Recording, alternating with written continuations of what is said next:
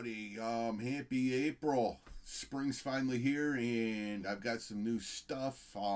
This is all coming in under the past 2 days, so let's take a look at what I got. The first one, I actually had to order this twice. I ordered it from Amazon, and apparently something went wrong with it. They couldn't deliver it, so then I went to Kino Lorber, ordered it from Kino Lorber, and I actually think Kino Lorber was cheaper than Amazon, but the Ninja trilogy. And not only is it the Ninja trilogy, directed by Sam Furstenberg,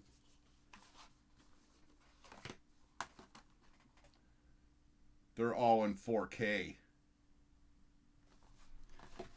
So I know these are going to be some fun, and somehow I think Rich Love's going to end up over here drinking some beer and watching some films with me. What's really cool about these, Sam Furstenberg, for those of you that don't know, well, not only did he do the Ninja series, he did American Ninja with Michael Dudikoff, and he also did Breakin' 2, Electric Boogaloo.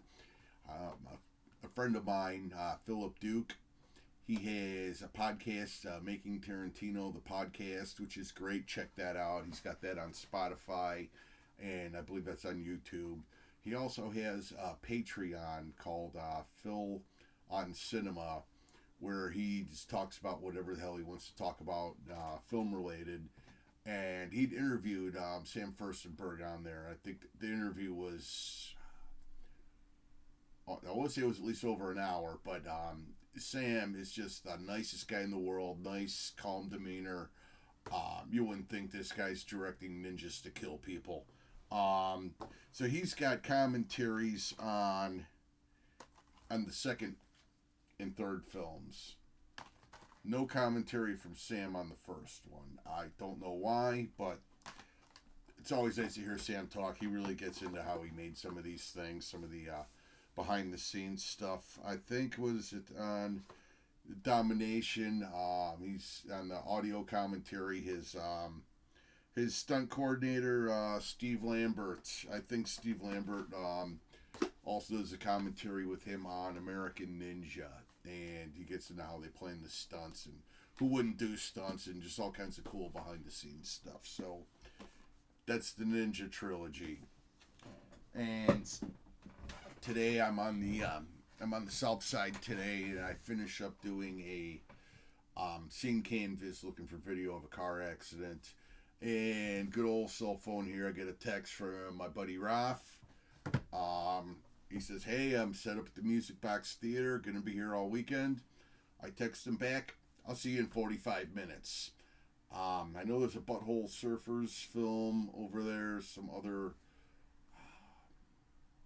I can't remember the name of the film people were lining up early for. But obviously I didn't stick around for it because that film's showing right now, and I'm here. But Raf is a great guy. Anytime he's set up doing this stuff, I always make sure to get at least one thing from him. He's also a member of the Creepy Kids Club. That's our secret society where we go to an undisclosed location and watch films curated and picked by our friend Germ. And he was working with really cool guy Matt, also from Severin. I was talking to Matt, and I got a scoop on some stuff Severin's trying to get out for sale, and some stuff that looks like it will be coming, and out of those things that will be coming, why some things are coming and why some things aren't. And I wish I could say what it was, or the movies, or the directors or whatever involved. I ain't saying nothing, and it was told to me in confidence, so I'm a wop. We don't say stuff. So anyway, so go over to Severin. This was actually the last thing I bought. It's my Severin t-shirt. I like that logo. I forget what movie that's from.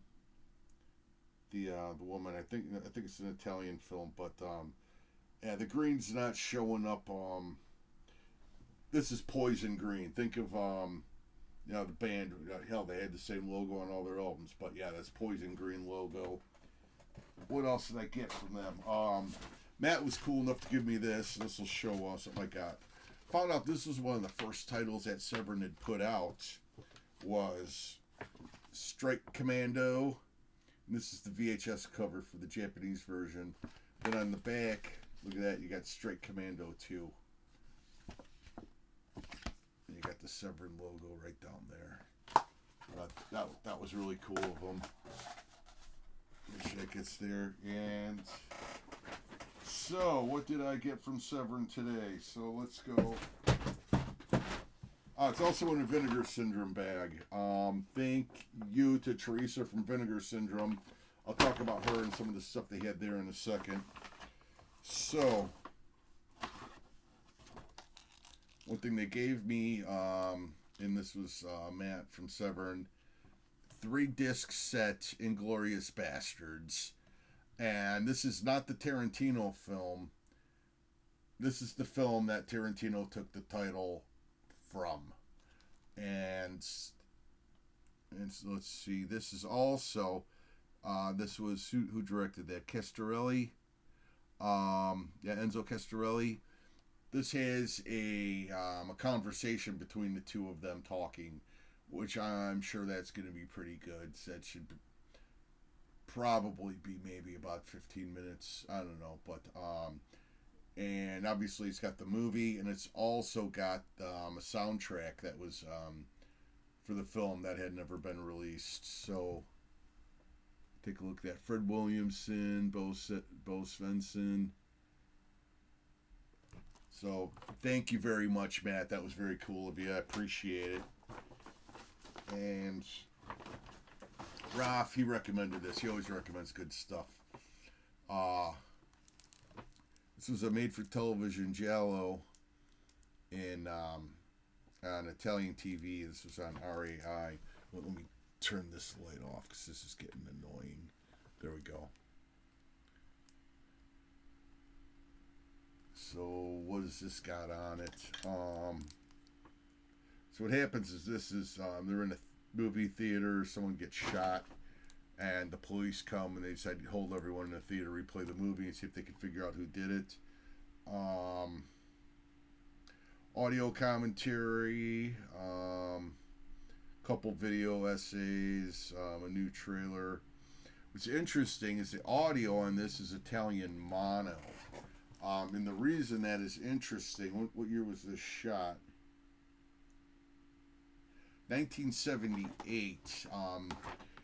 Italian films not long after Mussolini came to power, were all shot without sound. They didn't want the dialogue on the film.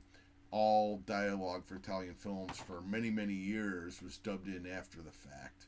And the reason for that was Mussolini didn't want any films that had subversive dialogue, subversive scripts. They wanted to be able to control what was being said. And if the sound was dubbed in later, if they said, okay, that's not good, okay, change the line, you don't have to reshoot. You just have to get an actor to say the line. And what that did, that made it easier to ship films out to the territories, different countries. It's like, hey, get a bunch of English actors, dub everything in English, get some French actors, and okay, fine, you're set for France, and no subtitles. So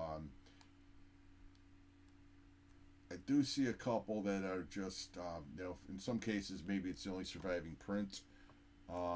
It's got that language on there, and they don't have all the original elements. But this is one I'm looking forward to watching. In fact, I'll probably watch this one tonight.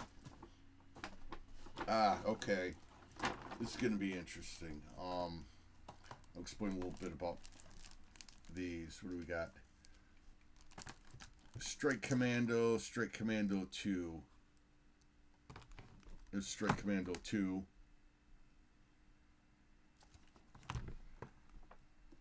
Strike Commando 1. And who does that kind of look like? Rambo. So, in the 1980s, actually, more like late 70s, there was a lot of guilt about the Vietnam War. There were a lot of people still trying to come to grips with the Vietnam War. A lot of people upset over treatment of veterans when they came home. And then you also had Ronald Reagan, who pretty much got elected on refighting the Vietnam War in his speeches. We would have won Vietnam if it wasn't for the government. And that was a strong point of Reagan's campaign, was connecting with people who were just fed up with Vietnam, what had happened in Vietnam. So you saw a lot of Vietnam films. Actually, they date back to when the war was going on, but in the 70s and 80s, after the fact, you had a heck of a lot of films. And there was one country, and their film business started booming with this. You had Apocalypse Now, Platoon, what was that one with Michael J. Fox? Basically, anyone that wanted to shoot film about Vietnam, you went to the Philippines, and the Philippines would be 100% cooperative. You need army vehicles, yeah. You need this, yeah. You need that, yeah. I would say for at least a good 10 years, there was always a Vietnam film being shot in the Philippines at all times. And the crews, I mean, they're done working on Apocalypse Now, then, they go right over to Platoon. They're done with that, they go over to American Ninja, which was a Vietnam film, but that was also shot in the Philippines. So, yeah, if you were a film technician in the Philippines, you were going to be making a lot of these. Now, these are essentially Rambo ripoffs. One thing that was popular, very popular in Italy and hell, the 60s, 70s, 80s, if there was something popular, they were going to make a ripoff on it. Italy was fantastic, and they were notorious for it, and a lot of them were really good. Anytime there was something popular in a film, you saw, just around the world, you saw ripoffs. Jaws was popular, so you see a whole bunch of giant animal movies. So you had Grizzly, Killer Crocodiles, Orca, Star Wars became popular. What do you have on that? Let's make the next James Bond movie take place in space. Battle Beyond the Stars, Star Crash. Turkey did a really awful Star Wars film. So when Vietnam and Rambo was popular, of course, Italy was going to jump in on it. Let's see what do we got for specials on this. Interview with the screenwriter, interview with co-writer, promo when they're in production. The second one's got an interview with Michael Ransom. He plays Brent Huff, I guess is the name of the soldier in this. I have no clue what I'm in store for in these, but I think it's going to be some fun. So, got that, and what else did they give me? Yeah. Got to help myself to Severin stickers. And I put these all over my whiteboard. I cannot get enough Severin stickers. Severin is probably my favorite boutique label. They do everything from Jell-O to, foreign cults. God, what else, man? They just have the Andy Milligan 2 box sets. They had an Al Adamson box set, which sold out in 3 days. They're really great at putting out some really hard to find cult stuff, and they're also fantastic about putting extras on this stuff, which, that was a selling point to DVDs when they first came out. So it's like, why don't I just watch this on VHS? Well, if you watch this, you can get an interview with the actor. What else? Severin's got the Russ Meyer films. I think they've got 4 of those out. Beneath the Vixens, Ultra Vixens. Beneath the Valley of the Ultra Vixens. Up. And Motor Psycho, I think, is all out with Severin. But yeah, Severin really cares about what they're putting out. So, any chance I get to put a Severin sticker on something, you better believe I do it. And so after talking with Matt and Raph, I'd heard about a film put out by Vinegar Syndrome called Five Card Stud. Dean Martin, it's a Western. Dean Martin is in it and sings the theme song. Robert Mitchum's in it and plays kind of the same character he does in Night of the Hunter. And I'd heard it described on Sin Syndicate as kind of a Western giallo film, and it just sounds really interesting. And they said Vinegar Syndrome put it out. I talked to Teresa. Does she have it? Yes. Did she bring it with her on this trip? No. She's at the Music Box also, heading back Sunday. But I've seen videos of Video Syndrome Warehouse. They've also been working a lot with American Genre Film Archive and Lisa Petrucci over at Something Weird Video, and through the American Genre Film Archive and Something Weird Video, Vinegar Syndrome is releasing a lot of the old titles. Because after Mike Verini died, I hope I pronounce his name right, Something Weird just kind of tapered off, but the plan was to expand to other areas, get some better sources of distribution, and even do some upgrades. So, like I said, they've got quite an extensive film archive. So what they're doing to finance the film archive over at Vinegar Syndrome, they've got a label called Reviver. And what they're doing is each month they're putting one of these titles out. I think it's limited to 2,000 or 3,000 with the slipcover, and then after this sells out, they release it without the slipcover. But they never announce what the title is. It's something from their archives from 1970 to 1980, and they put lots of cool stuff on here, trailers, outtakes, stuff like that, but you don't know what you're getting. But the money goes to a good cause. You know, you're helping fund the archive, because that stuff ain't cheap, especially if you don't want this stuff to rot. Film deterioration or whatnot. So I'm debating, I'm going to open this one. They did put some non-slipcover versions out for sale on the website. I'm waiting on my copy of Reviver 2, which should be here any day. I didn't think I'd see Reviver 1. I saw this down there. I was like, what? You got to be kidding me. I couldn't get 5-card studs, so let's get this. And let me see if this...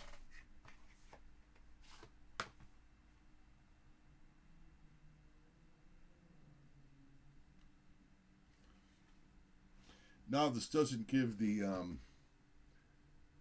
doesn't really give anything on there. So, let's see what we got inside. Choice of slip covers. No booklet, but yeah, I'm gonna have to dive in. It's like I know what film it is. I've heard which film it is. I can't. I forget the title. We were talking around Sin Syndicate, but this got rave reviews on Sin Syndicate, so I'm guessing I'm gonna give it some rave reviews too. But anyway, in the meantime, I've got work I should do, but instead, I'm watching a movie. And again, thanks to Matt over at Severin, brother. It was great talking with you, and I'm sure I'll see you again over the weekend. Teresa, and thank you, Teresa, for the Vinegar Syndrome sticker, which is the mirror opposite of another one I have, so this will look great. Teresa, pleasure talking to you about films. I'm sure I'll see you again over the weekend. And my brother from another mother, Raph, love you, man. Look forward to seeing and bullshitting with you again. Until then, peace, everybody.